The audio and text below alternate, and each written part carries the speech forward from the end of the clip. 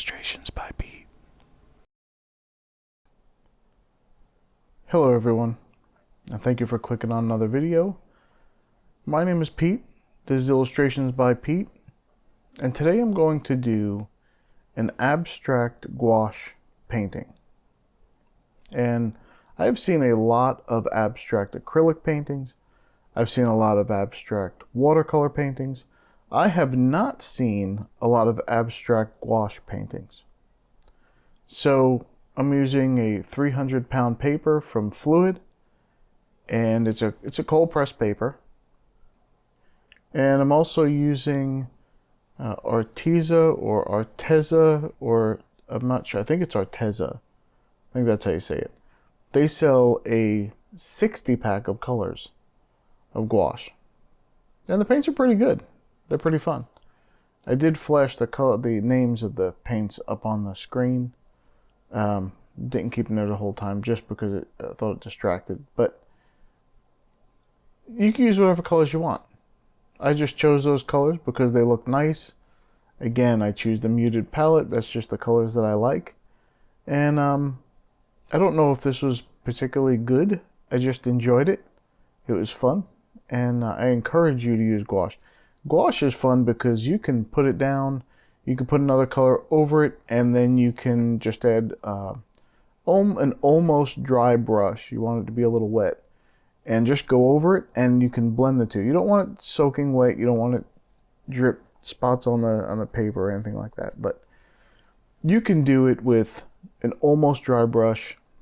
It's pretty satisfying.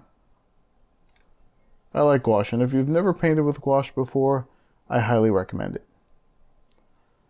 So here's something I've noticed with these videos as I'm posting them. Sometimes I start talking about something and then I go off on a ramble and I never return to my original statement to bring it to a conclusion.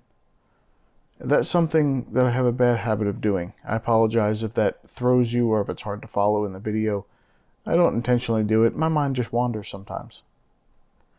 Now I also realize that I forget what I've already spoken about, so sometimes I will repeat myself.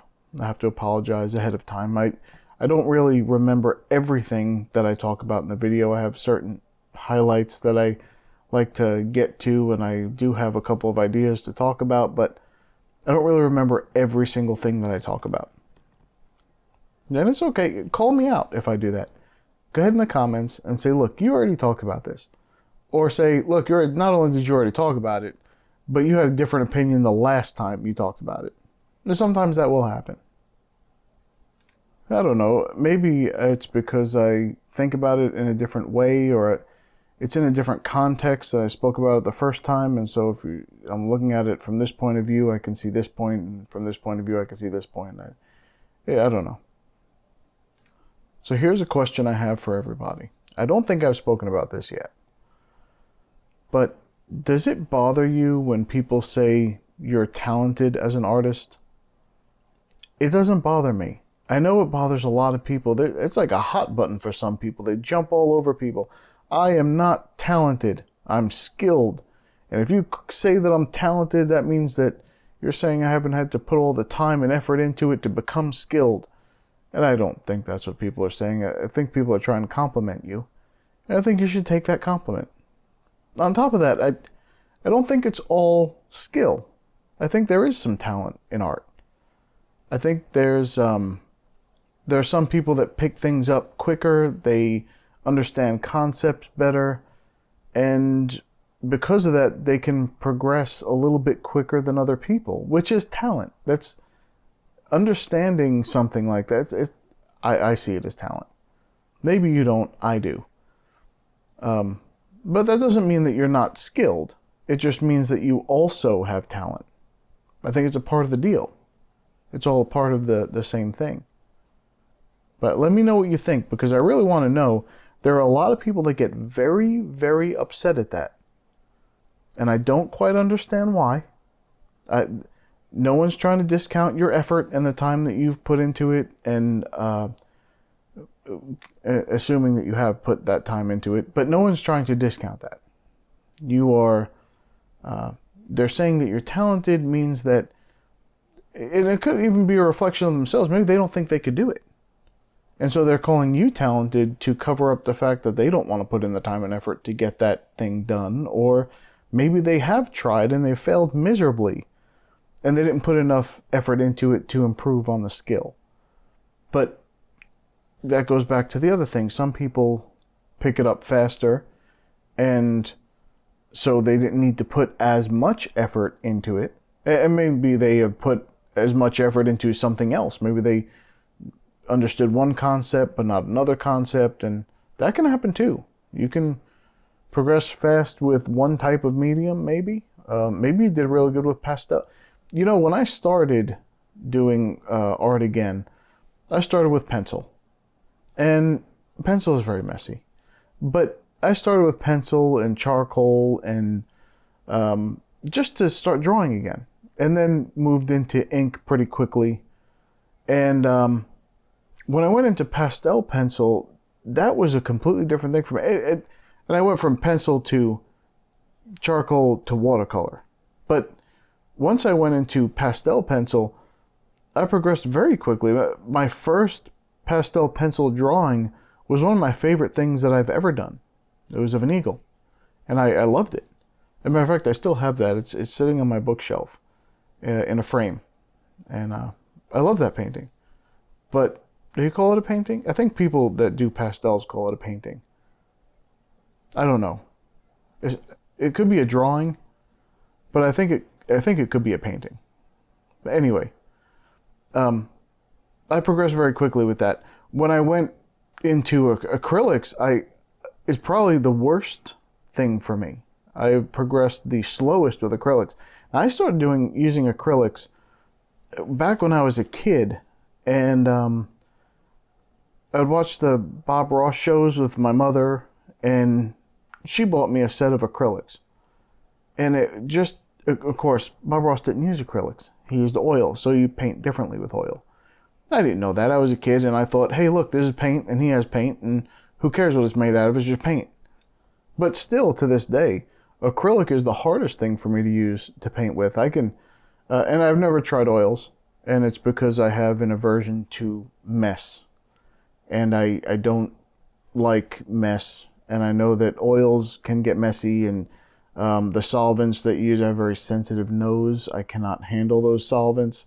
As a matter of fact, I tried to paint with casein recently, and which is kind of like it's kind of like painting with gouache while it's wet, but then it dries almost like a matte acrylic, like an acrylic gouache almost.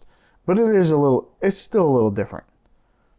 But the smell, and people said, oh no, the smell is so much better than painting with oils or anything like that. So, but the smell, it was not good for me. I couldn't handle it. As a matter of fact, I just painted to get an underpainting. I painted a cool gray background, and I was going to paint gouache on top of it, and I couldn't get past the smell. It dried completely, and the smell was making me nauseous. I had to actually go throw out the paper. I couldn't handle it.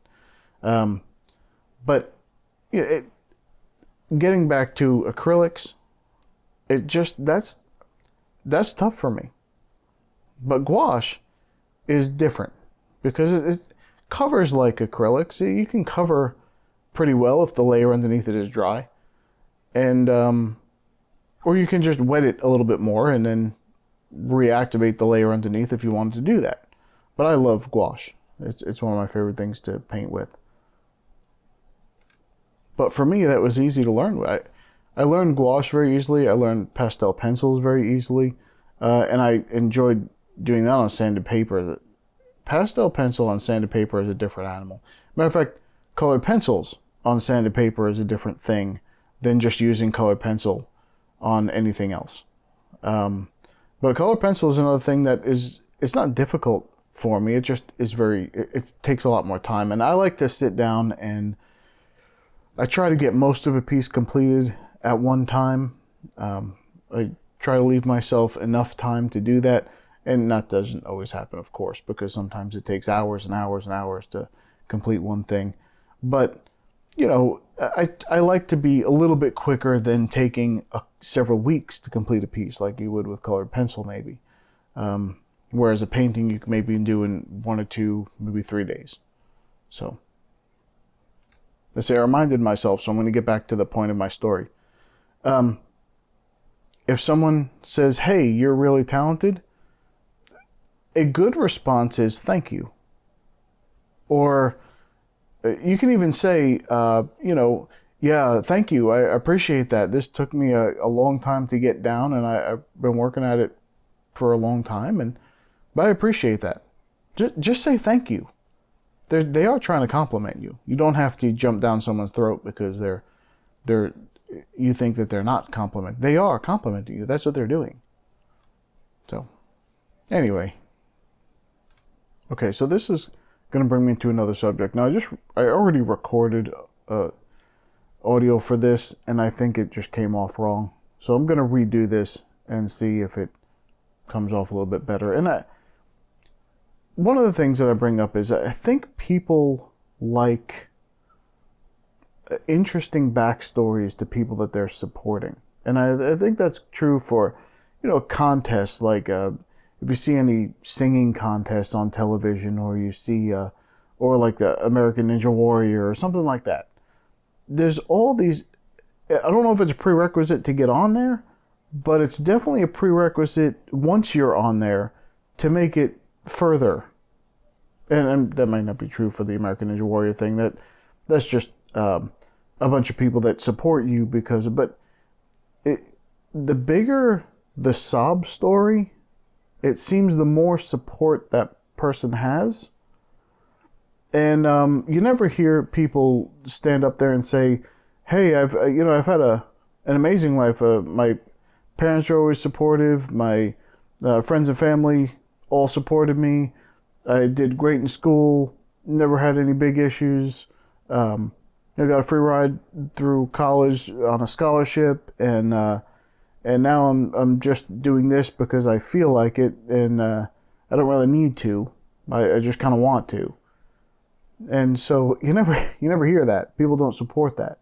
They want to support someone who's maybe less fortunate than them, and they don't tend to support people too much when they're more fortunate than they are. And that could be because people want to feel like they're helping people that are less fortunate than them. It could be. But I don't know. I'd like to hear your opinion on it. And I don't think it's necessary to make it in anything. I just think that it helps people support you when they think that they're helping someone out who was in a worse circumstance than they were in. But I'd like to hear your opinion on that. I want to know what you think about that, and see if what I'm saying really holds any kind of water, I guess, on that topic. I guess that's it. I don't want to talk about it too much more. Okay, so here's the real question of the day. Do you think that is it a vegetarian that doesn't eat any meat, or is that a vegan? Or I don't really know the difference between the two, and I'm not trying to insult you if you are one of those. You can let me know what the difference is. But would a vegetarian eat a carnivorous plant? Assuming they're edible. I don't know if they're even edible. But is that okay? And I guess it depends on the reason, right? That you're a vegetarian. If it's just because you don't like to eat meat, or you don't want to eat meat, or you think that it's inhumane to eat meat. There's different reasons, a lot of different reasons why people do what they do. But can you eat a carnivorous plant if you're a vegetarian? That's what I'd like to know. Now, I know that the plants aren't actually eating meat. They're eating insects, and the insects are providing nutrients. They're not actually digesting meat per se. But although I think at one point I had one when I was younger. I think my mother had one when I was younger. And I think she put chopped meat in there. And the plant lived pretty well, I think. Don't quote me on that. I don't remember that too well. But anyway, it's just a thought. Well, I think that this is just about done. And I hope you enjoyed it. I hope it inspires you to create something with watercolor, gouache, whatever it is, just something abstract. Put a little detail in it. I love adding the ink at the end of it. I think it pulls it all together. I think it adds some detail. And one thing I did, you could see on the bottom left there, and then on the last thing I just did, add a little detail here and there. It doesn't have to be the entire thing, and it just pulls people into that spot, wherever that is. But like I said, I hope you enjoyed it. If you did, please subscribe below and see more videos something like this and hear me ramble a whole lot more. And I really appreciate your time, and I will see you on the next video. Bye.